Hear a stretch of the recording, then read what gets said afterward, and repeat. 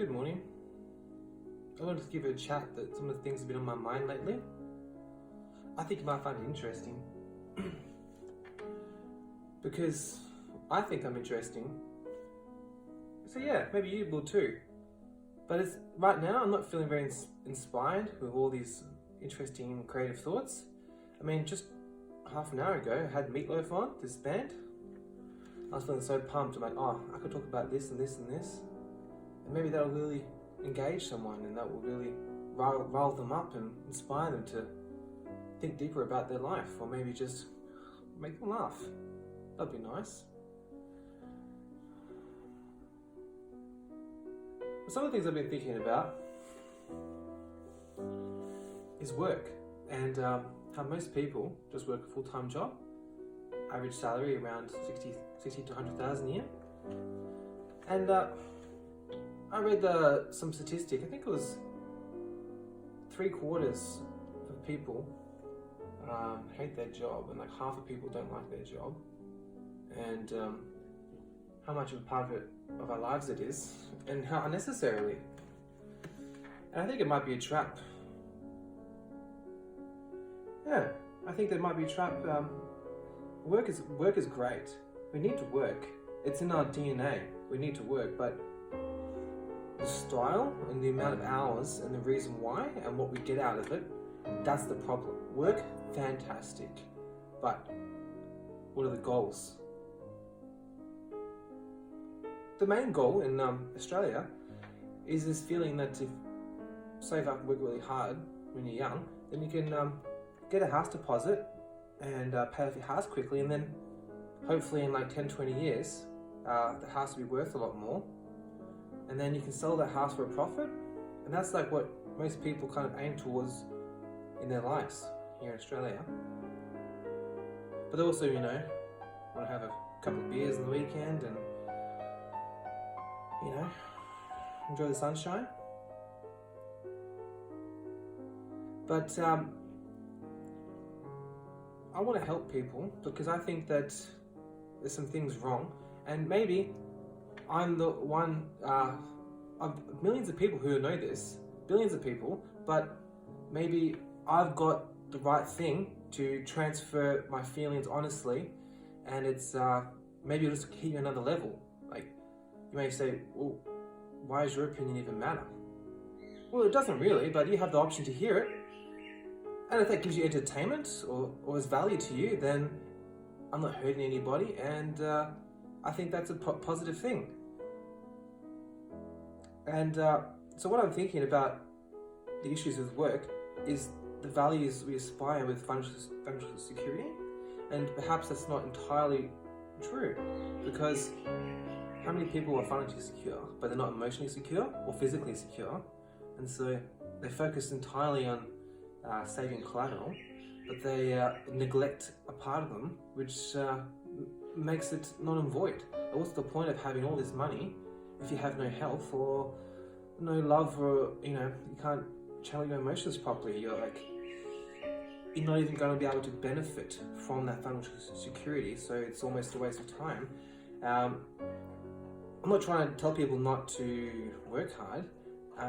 Quite the opposite. I'm thinking that work is essential, but I think there needs to be more of a focus on emotional security and just looking after your mental health. That's very big, but I feel like it's so tacky. I feel like most of the government advertisements and things on the internet and social media I see, like, it's so tacky, like corny, cheesy, not cool, not artistic. It's just like, it doesn't seem from the heart, And even the people like, yeah, mental health is real. I just feel like they haven't really gone through that themselves, and they kind of seem like they're trying to be cool, and they're not really saying anything deep or emotional. Like, they're being so safe. Like, it sends me to sleep. When someone doesn't say anything from the heart, they're just being cool, like a little plastic cover to show how suave they are. Like, to me, like, I wouldn't care if you didn't exist. I just get so upset when someone's just got this wall up, they're not showing anything real. And so I think it's really important to say what's on the heart, be blunt, and perhaps hurt someone's feelings, but in a classy way and with the best intentions. And my original point of irrational financial aspirations is, you look at the animal kingdom, you know how, what is that bird with the peacocks? They have these beautiful feathers, and the men show off their beautiful feathers in order to impress the females. And really, it's no different to men buying overly expensive European imported cars that are, yes, run well, but unnecessarily expensive, and just assign your animal instinct to like flutter your feathers to show how much of a big man you are to the females. And think about that. That just shows you haven't evolved from your animal hindbrain, and that the type of women you will be attracting are those also who have not evolved further. Because have you heard of 46 and 2, the chromosomes tool, the band? They talk about how some humans can evolve further. You can do things like grow your pineal gland and practice releasing DMT naturally in your brain, which is what you release just before death. And so that's a very powerful, mystical ability.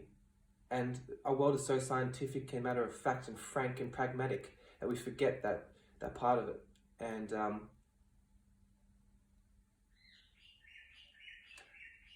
you can evolve quicker. Think about 200,000 years, Homo sapiens started appearing, and they were pretty much the same for about 150,000 years, doing really well, like hunter-gathering, living off the land. And then Homo sapiens came along, wiped out the Neanderthals, left about 2% Neanderthal DNA in the Europeans, and rapidly in the past, like it's a very rapid evolution, and specifically in the last, since the Enlightenment, like since 500 years, the rate of evolution, technological involvement in society has gone so rapidly that we have not evolved our instincts to match the lifestyle we have now, and have let outdated things. But you can evolve quicker, because think about the lifespan of the world and how fast other animals evolve. We evolved very quickly in the past couple 100,000 years, very quickly. And so it's kind of not regular in any kind of other species on this earth. And so we're very special, and you can evolve faster. You have to, but it takes hard work, very slight genetic issue, but also you need to be comfortable, comfortable financially, just so you can actually read and do the research and study and do the wellness programs and afford the healthy food and meet the interesting, kind people that make you think. That's what you need to be in a rich country for. It's not that people from these countries are better, but they've had just those few things in place to enable them to grow in that section of themselves, to actually head towards enlightenment and evolve quicker and stop you getting out of the hindbrain. Because it doesn't help the economy to have people working jobs they don't like and buying things they don't need and getting into debt and not paying them off, and then being unhappy and then abusing things that cause them toxins and makes them get surgeries that we have to pay for. Yeah, that's a big mouthful, right? But think about it. If people are working jobs they don't like, buying shit they don't need, getting into debt, and then poisoning themselves somehow to deal with that pain, then they get sick, then they go to the hospital. Number one taxpayer expenditure in this country is from heart attack related issues, from diet, lifestyle, stress, and it's all connected.